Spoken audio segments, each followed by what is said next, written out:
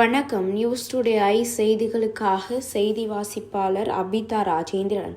தமிழகத்தில் இஸ்லாமியர்கள் பாதுகாப்பை உறுதி செய்யும் வகையில் வக்பு வாரிய திட்ட சட்டத்திற்கு எதிராக சட்டசபையில் தீர்மானம் இயற்றதோடு சுப்ரீம் கோர்ட் வரை சென்று போராட முதல்வர் தயாராக உள்ளார் என அமைச்சர் அன்பில் மகேஷ் பொய்யாமொழி பேச்சு. சென்னை புதுவண்ணாரப்பேட்டையில் உள்ள தனியார் திருமண மண்டபத்தில் திமுக சென்னை வடக்கு மாவட்ட இளைஞரணி சார்பில் இப்தார் நோன்பு திறப்பு மற்றும் நலத்திட்ட உதவிகள் வழங்கும் நிகழ்ச்சி நடைபெற்றது. ஆர்கே நகர் சட்டமன்ற உறுப்பினர் ஜே எபினேசர் தலைமையில் நடைபெற்ற நிகழ்ச்சியில் பள்ளி கல்வித்துறை அமைச்சர் அன்பில் மகேஷ் பொய்யாமொழி கலந்து கொண்டு சிறப்புரையாற்றி நலத்திட்ட உதவிகளை வழங்கினார். அப்போது அவர் பேசுகையில் கூறியதாவது: இந்த வரலாற்று சிறப்பு வாய்ந்த நிகழ்ச்சியில் பங்கேற்பதில் மகிழ்ச்சி அடைகிறேன். இஸ்லாமியர்களை பாதுகாக்கும் அரணாக தமிழகத்தில் திமுக இருந்து வருகிறது. இன்று சட்டசபையில் இஸ்லாமியர்களின் உரிமையை பாதுகாக்கும் வகையில் ஒன்றிய அரசு வக்பு வாரிய திருத்த சட்டத்திற்கு எதிராக தீர்மானம் இயற்றப்பட்டுள்ளது. வக்பு வாரிய திருத்த சட்டம் மட்டுமல்லாமல் குடியுரிமை திருத்த சட்டத்தின் போது முத்தலாக் மறுப்பு சட்டத்தின் போது இஸ்லாமியர்களை பாதுகாப்பிற்காக திமுக அதனை எதிர்த்தது. ஆனால் இதனை எதிர்க்காமல் நாங்கள் எதுவும் செய்யவில்லை என கூறிவிட்டு கார் மாறி டெல்லி சென்று அமித்ஷாவை யார் பார்த்து வந்தார்கள் என்பதை அனைவரும் அறிவார்கள். வக்பு வாரிய விவகாரத்தில் சட்டசபையில் தீர்மானம் நிறைவேற்றியதோடு மட்டுமல்லாமல் சுப்ரீம் கோர்ட் வரை சென்று இஸ்லாமியர்களின் உரிமைகளை முத்துவேல் கருணாநிதி ஸ்டாலின் மட்டும் மீட்டெடுப்பார் என அவர் தெரிவித்தார். இதனிடையில் மத நல்லிணக்கத்தை வலியுறுத்தும் வகையில் கட்சியினர் பங்கேற்ற நிலையில் நோன்பு திறக்கப்பட்டது. இந்த நிகழ்ச்சியில் சென்னை வடக்கு மாவட்ட பொறுப்பாளர் ஆர்டி சேகர், திமுக இளைஞரணி மாநில துணை செயலாளர் ஜோயல், சட்டமன்ற உறுப்பினர் ஐடி மூர்த்தி ஆகியோர் உட்பட்ட பலர் கலந்து கொண்டனர்.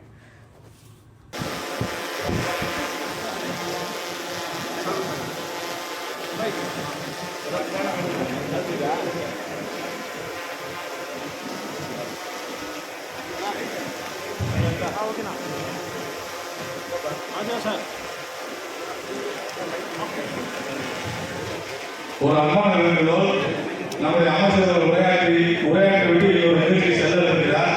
வருகை கட்டிருக்கிற அனைவரும் அவர் இருக்கை அமர வேண்டும். சரியாக 6:24 நோன்பு தருகின்ற நிகழ்ச்சி முடிந்தவுடன் இங்கிருந்து நாம் கலைந்து செல்லலாம். அதன் முன்பாக யாரும் கலைந்து செல்லக்கூடாது. அமைச்சர் பேசி முடித்தவுடன் 6:15 மணிக்கு நோன்பு திறக்க இருக்கிறோம். அதை கடந்து ஒரு சில வார்த்தைகள் பேச இருக்கிறார்கள். பள்ளிவாசலை சேர்ந்தவர்கள் தயவு செய்து அனைவரும் நோன்பு முடித்தவர்கள் என்று புறப்பட வேண்டும்.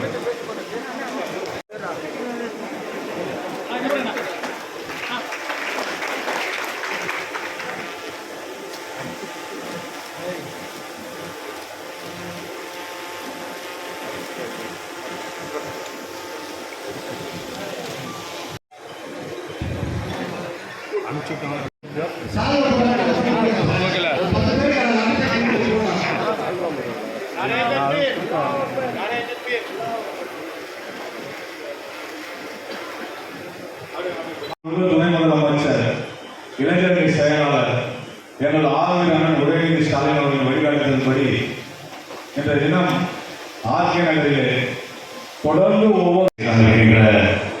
என்னுடைய அன்பு சொந்தங்களே, பத்திரிகை துறை, ஊடகத்துறை சார்ந்திருக்கிற நண்பர்களே, ஒட்டுமொத்தமாக சொல்ல வேண்டும் என்று சொன்னால் முத்தமிழர் கலைஞர்களுடைய உயிரினும் மேலான அன்பு உடன்பிறப்புகள் உங்கள் அனைவருக்கும் என்னுடைய வணக்கங்களை தெரிவிக்க நான் கடமைப்படுகின்றேன். ஒரு வரலாற்று சிறப்புமிக்க ஒரு நாளில் இன்றைக்கு என்னுடைய அன்பு சகோதரர் எபினேசர் அவர்கள் இன்றைக்கு இந்த நிகழ்வினை கலந்து கொள்கின்ற அந்த வாய்ப்பினை எனக்கு வழங்கியிருக்கிறார். திராவிட மாடல் ஆட்சியை நடத்தி கொண்டிருக்கின்ற மாண்பு தமிழ்நாட்டு முதலமைச்சர் இன்றைக்கு ஒரு தீர்மானத்தை சட்டமன்றத்திலே கொண்டு வந்திருக்கிறார்.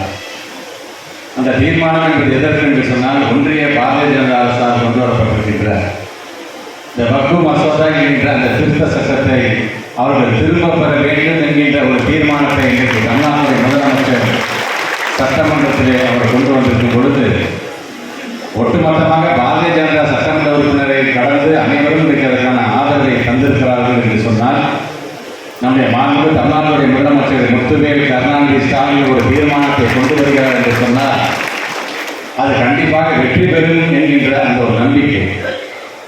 ஆக இன்றைக்கு இது சட்டமன்றத்திலே தீர்மானமாக இன்றைக்கு நாம் நிறைவேற்றியிருக்கிறோம் என்று சொல்லும் பொழுது, இதற்கு முன்பே நாடாளுமன்றத்திலே நம்முடைய நாடாளுமன்ற உறுப்பினர்கள் எல்லாம் இந்த மசோதா அதை அறிமுக நிலையிலே அதை முழுமையாக எதிர்த்தது காரணம். அனைவரும் எதிர்க்கிறார்கள் என்று நாடாளுமன்றத்தினுடைய கூட்டுக்குழுக்கு அதை அனுப்பி வைக்கும் பொழுது, அங்கே நம்முடைய நாடாளுமன்ற உறுப்பினர்கள் முன்னாள் மத்திய அமைச்சரான ராசா அவர்களும் நம்முடைய நாடாளுமன்ற உறுப்பினர் அன்பு சகோதரர் எம் அப்துல்லா அவர்களும் இதற்கு முழுமையாக எதிர்ப்பு தெரிவித்து அவர் பேசும் பொழுதெல்லாம் அவர்களை பேச விடாமல், அவருடைய கருத்துக்களை பதிவு செய்ய விடாமல் அவர்களை வெளியே அனுப்பி வைத்தது மட்டுமல்ல, இதற்காக குரல் கொடுத்தோம் என்பதற்காக நாடாளுமன்றத்தில் ஏறத்தாழ ஒரு 10 நாடாளுமன்ற உறுப்பினர்களை சஸ்பெண்ட் செய்கின்ற அளவுக்கு இன்றைக்கு அந்த ஒன்றிய பாரதிய ஜனதா இருந்து கொண்டிருக்கின்றது என்பதை நீங்கள் மறந்துவிடக் கூடாது. ஆனால் தமிழ்நாட்டுடைய முதலமைச்சர் இதை அவர் நிறைவேற்றினார்கள் என்று சொன்னாலும் உச்சநீதிமன்றத்துக்கு சென்று இதை நாம் ரத்து செய்ய வேண்டும் என்கின்ற அந்த உறுதியோடு இன்றைக்கு தமிழ்நாட்டு முதலமைச்சர் இருந்து கொண்டிருக்கின்றார். ஏதோ தற்போது சட்டத்தினுடைய திருத்த சட்டத்தினுடைய எதிர்ப்பு மட்டுமா?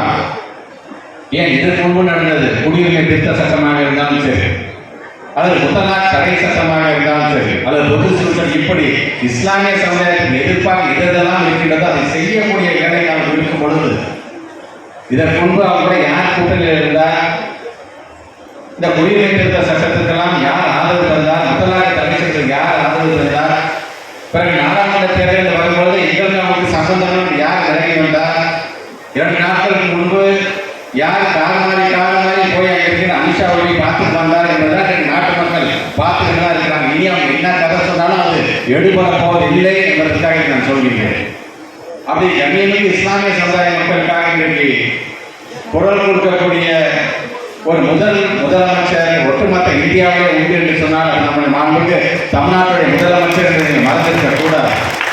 ஆக அப்படிப்பட்ட ஒரு வரலாற்று சிறப்புமிக்க இந்த நாளில் உங்களை எல்லாம் கலந்து கொண்டு உங்களுக்கான அந்த வாழ்த்துக்களை நோன்பு திறக்கின்ற நிகழ்ச்சியை கலந்து கொள்கின்ற அதே வேளையில் இதை முடித்துவிட்டு இன்னொரு இடத்திலும் இது போன்ற நோன்பு திறக்கின்ற நிகழ்ச்சி நம்முடைய மாநில துணை முதலமைச்சர் கலந்து கொள்வதாக இருக்கிறது என்று சொன்னால் இதுக்கு அவர் கொஞ்சம் உடல்நிலை சரியில்லை, அதனால் நீ உடனடியாக கலந்து கொள் என்று சொல்லியிருந்தார்.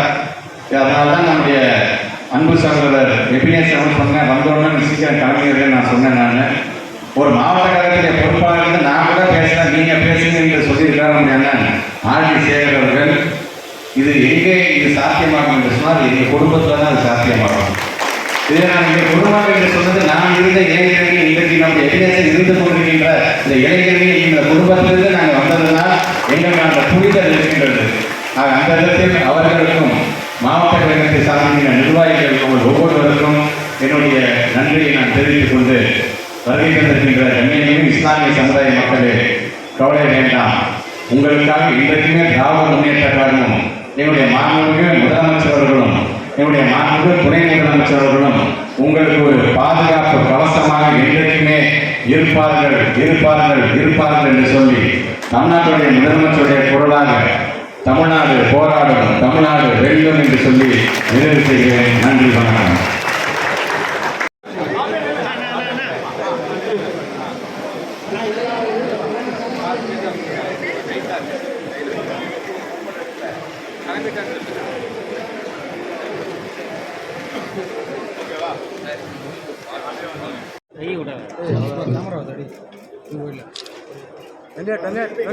ஒரு நிமிஷம்